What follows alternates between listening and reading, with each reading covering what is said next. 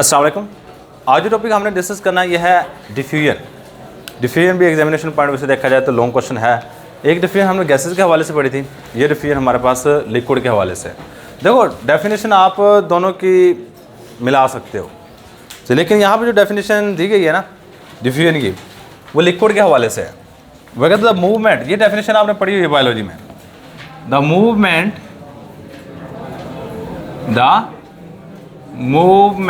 ये बेसिकली हरकत है of molecules from the area of high concentration या फिर higher concentration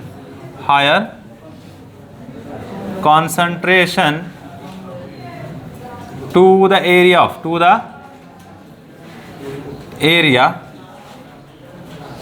area of lower concentration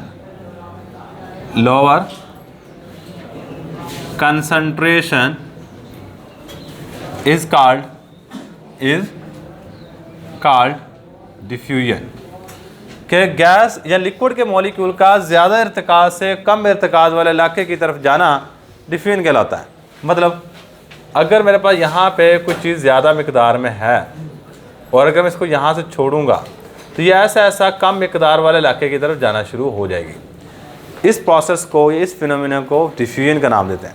इसका एक्सपेरिमेंट आप घर में कर सकते हैं, बहुत आसान एक्सपेरिमेंट है। कहता आपने ना एक गिलास लेना है, ये समझ लो, यही एग्जांपल है हमने लिखना है। एक गिलास ले लेना है, इसको भर लेना है पानी से। एक गिलास लेके इसमें भर लेना है, आप पानी को डाल लो और इंक, जो ब्लू इंक है ना, पेन से निकाल लो, ब्लू इंक इसमें डाल दो। कहना ब्लू इंक जैसे ही डालोगे तो यहाँ पे, जैसे आप यहाँ पे इतनी जगह पे डालोगे ना ब्लू इंक, यहाँ पे इसकी मिकदार क्या होगी, ब्लू इंक की ज़्यादा। ये ऐसा आगे की तरफ बढ़ेगी, ऐसा ही है, सही है। ये ऐसा आगे की तरफ बढ़ती जाएगी। एक वक्त आएगा पूरे पानी के अंदर ये इंक फैल जाएगी और इस तरह हमारे पास दोबारा फिर एक होमोजेनियस मिक्सचर बन जाएगा। और ये जो फिनोमिना ब्लू इंक कम कंसंट्रेशन, ज़्यादा कंसंट्रेशन से कम कंसंट्रेशन की तरफ गई है, इस फिनोमिना को हम नाम दे रहे होते हैं डिफ्यूजन का। क्या नाम दे रहे होते हैं? डिफ्यूजन का नाम दे रहे होते हैं, सही है। यही हमने एग्जांपल यहाँ पे देनी है डिफ्यूजन की, जो आपकी बुक वाला लिख रहा है ना, वो यही एग्जांपल है। तो एग्जांपल अगर देखी जाए, when a drop of ink is put in the glass of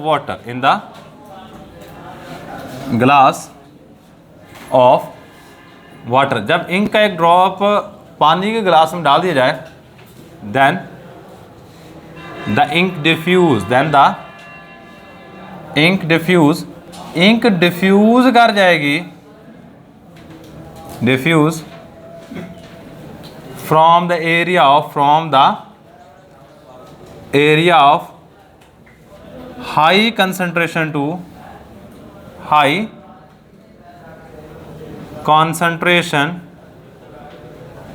to low concentration. ज़्यादा इर्तिकाज, जहाँ पे इंक ज़्यादा है ना, उस जगह से कम इर्तिकाज वाले इलाके की तरफ मूव कर जाएगी एंड फॉर्म, और बना देगी, and form a homogeneous mixture,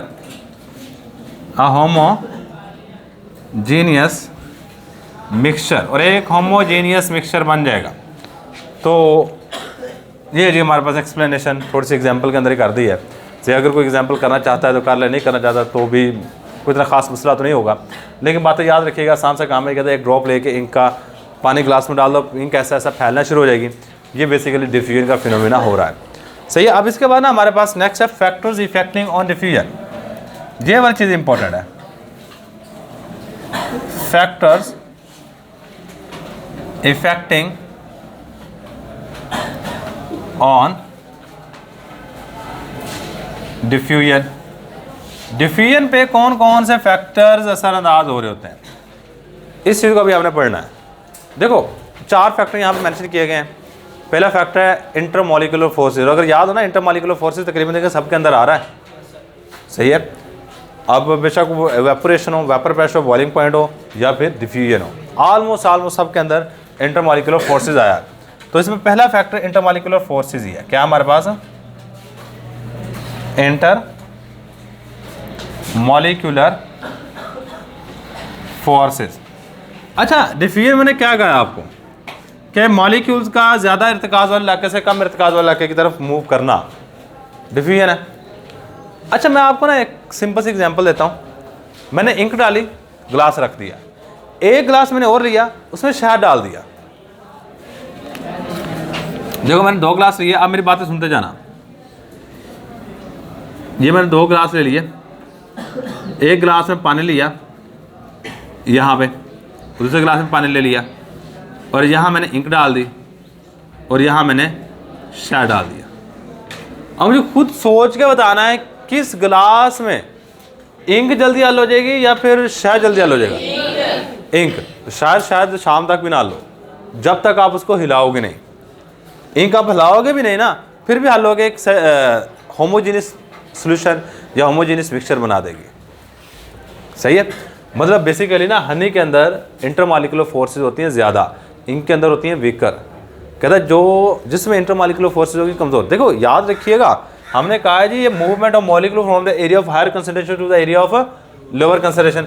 अब खुद सोचो, अगर ये मेरे पास कुछ मॉलिक्यूल है, इनके दरमियान में इंटरमॉलिक्यूलर फोर्सेज वीकर हैं, कमज़ोर सी हैं, इस तरह कमज़ोर इंटरमॉलिक्यूलर फोर्सेज हैं। और कुछ मॉलिक्यूल हैं मेरे पास जिनमें इंटरमॉलिक्यूलर फोर्सेज क्या हैं, ताकतवर है, जिसमें इंटरमॉलिक्यूलर फोर्सेज क्या हैं, ताकतवर है।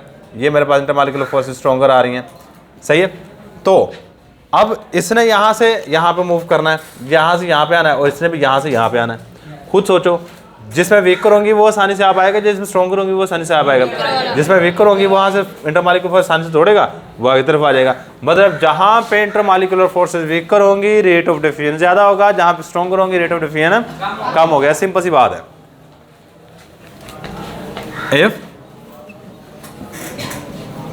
intermolecular forces are weaker, then rate of diffusion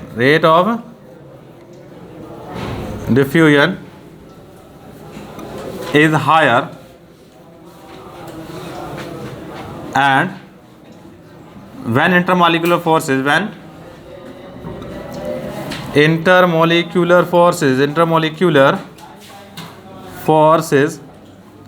are stronger, जब इंटरमॉलिक्यूलर फोर्सेज क्या होंगी, स्ट्रॉन्गर होंगी, then rate of diffusion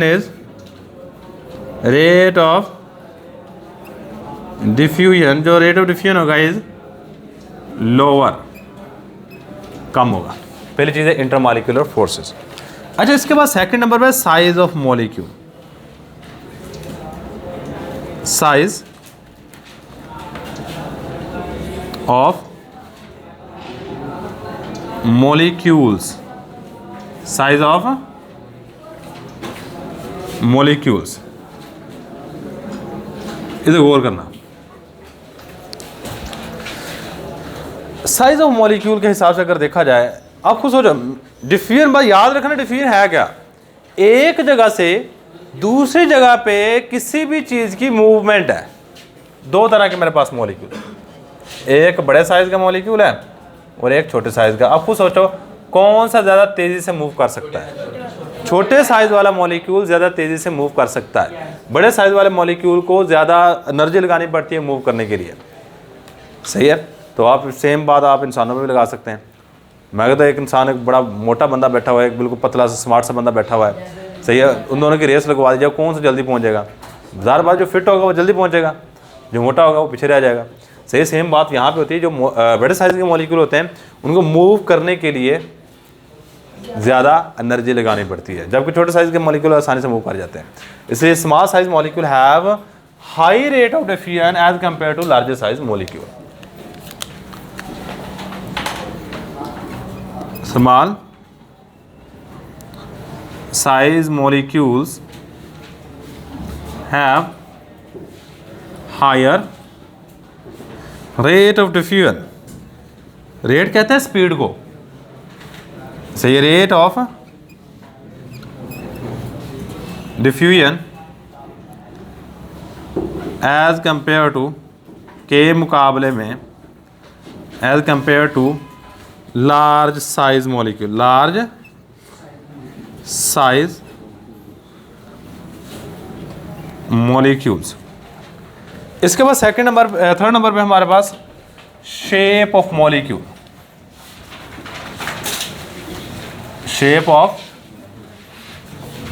molecule. भाई मॉलिक्यूल की शेप हो सकती है दो तरह की, या तो होगी रेगुलर शेप या होगी रेगुलर शेप। देखो अब मुझे खुद सोच के बताना, कुछ मॉलिक्यूल है मेरे पास इस तरह के गोल गोल,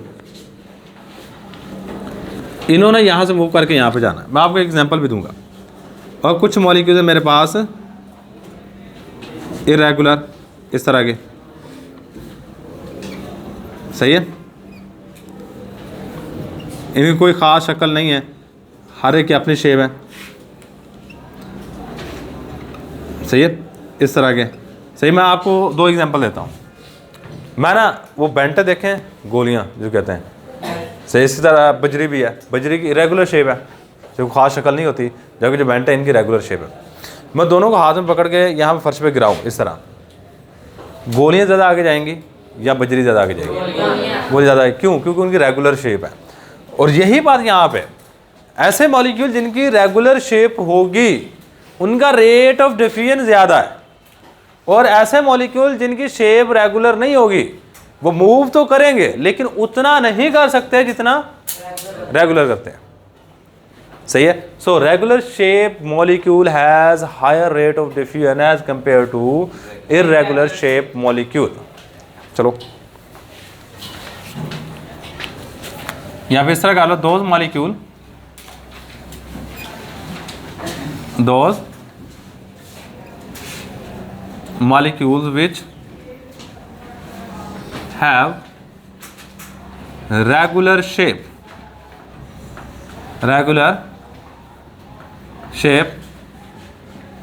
they have,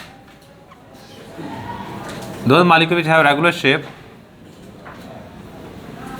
have higher या high rate of diffusion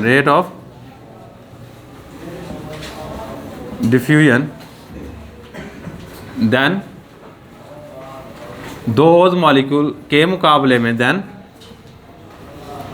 those molecules, उन molecules के मुकाबले में which have, जो रखे हैं, which have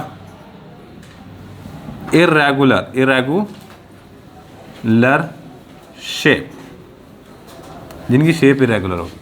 the molecules which have regular shape have high rate of diffusion than those molecule which have irregular shape. मतलब irregular shape का rate of diffusion कम होता है और रेगुलर शेप मॉलिक्यूल का रेट ऑफ डिफ्यूजन ज़्यादा होता है। लास्ट वाला फैक्टर टेम्परेचर।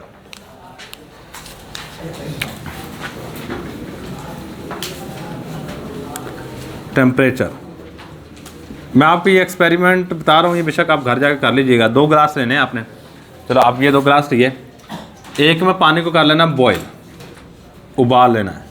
जब बॉयल करोगे इसमें टेम्परेचर होगा 100 डिग्री सेंटीग्रेड। एक में आपने बोतल वाला ठंडा पानी ले लेना है और उसका टेम्परेचर होगा 10 डिग्री सेंटीग्रेड ऑलमोस्ट। मतलब एक में पानी उबाल के ले लेना है और एक में ठंडा पानी ले लेना है। इधर देखो, फिर सुन लो, आपने क्या करना है, इंक लेनी है, इंक किस में भी डाल देनी है, इसमें भी डाल देनी है। अब मुझे खुद बताना है किस में जल्दी हल हो जाएगी, गर्म में। मतलब अगर टेम्परेचर बढ़ाते हो तो रेट ऑफ डिफ्यूजन भी बढ़ जाता है, सही। बेशक ये घर में जाकर एक्सपेरिमेंट करके देख लीजिएगा। इसमें अगर हल होगी तो इसको शायद मैं कहता हूँ 1 मिनट लगेगा, इसमें 10 सेकंड में हल हो जाएगी, सही है। क्योंकि जब मॉलिक्यूल के पास एनर्जी आती है, हाई टेम्परेचर करते हैं तो मॉलिक्यूल तेज़ी से मूव करते हैं। जब तेज़ी से मूव करते हैं तो जल्दी इनको अपने अंदर हल कर लेंगे। मतलब हाई टेम्परेचर पे रेट ऑफ डिफ्यूजन ज़्यादा होता है as compare to low temperature. The rate of diffusion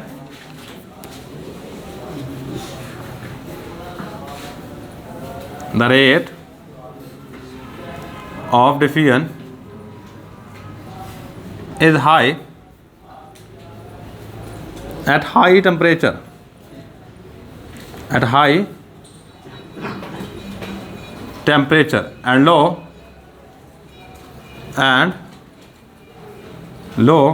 at low temperature, at low temperature. और लो टेम्परेचर पे रेट ऑफ डिफ्यूजन कम होता है और हाई टेम्परेचर पे रेट ऑफ डिफ्यूजन ज़्यादा होता है। सही है, तो इतनी बातें याद रखिएगा। ये था जी हमारे पास डिफ्यूजन। ये भी लॉन्ग क्वेश्चन आ जाता है, अगर लॉन्ग क्वेश्चन आए तो आसान है बच्चे, हेडिंग है याद रखिएगा। हेडिंग अगर याद है तो सिंपल एक एक बात याद रखनी है। इंटरमॉलिक्यूलर फोर्सेस स्ट्रॉन्गर होंगी, मैं सारी बातें करूँगा। रेट ऑफ डिफ्यूजन कब हाई होगा? अगर इंटरमॉलिक्यूलर फोर्सेस वीकर होंगी, रेट ऑफ डिफ्यूजन हाई है। साइज ऑफ मॉलिक्यूल, छोटे साइज ऑफ मॉलिक्यूल का रेट ऑफ डिफ्यूजन हाई होता है। Shape of molecule, regular shape होगी तो रेट ऑफ डिफ्यूजन हाई होगा। टेम्परेचर, हाई टेम्परेचर होगा तो रेट ऑफ डिफ्यूजन हाई होगा। दूसरा इसका बिल्कुल ऑपोजिट आप लिख सकते हो। ज़रूरी नहीं है जो मैंने बातें लिख दी है सारी की सारी हदीस हैं, जो लाइनें मैंने लिखी हैं। अब अपनी तरफ से भी अगर आपको कुछ चीज़ अच्छी लगती है, कहें ये लाइन इस तरह ज़्यादा अच्छी बनेगी तो इस तरह मुझे ज़्यादा जल्दी अच्छे तरीके से याद हो जाएगा, आप अपनी मर्ज़ी से बना सकते हो। सही है, तो लेकिन बात आपकी कॉन्सेप्ट सही हो। अगर कॉन्सेप्ट गलत हुआ तो एग्जामिनर गलत कर देगा, एग्जामिनर नहीं देखेगा। सही है, और साथ में सारी डायग्राम बनाई हुई है। अगर आप चाहिए तो आप इंटरमॉलिक्यूलर फोर्सेस की यहाँ बना लो, साइज ऑफ मॉलिक्यूल की ये वाली यहाँ बना लो। सही है, शेप ऑफ मॉलिक्यूल की यहाँ बना लो। सही, साथ बना लिया करो, लेकिन ये आप कोशिश करो कि पेपर में ना लिखो। इससे क्या होगा, जब आप पढ़ोगे आपको पता चल जाएगा ये बात इसमें लिखी हुई है और ये बात हमने करनी है। सही है, तो ये था ये हमारे पास आज का लेक्चर। अल्लाह हाफ़िज़।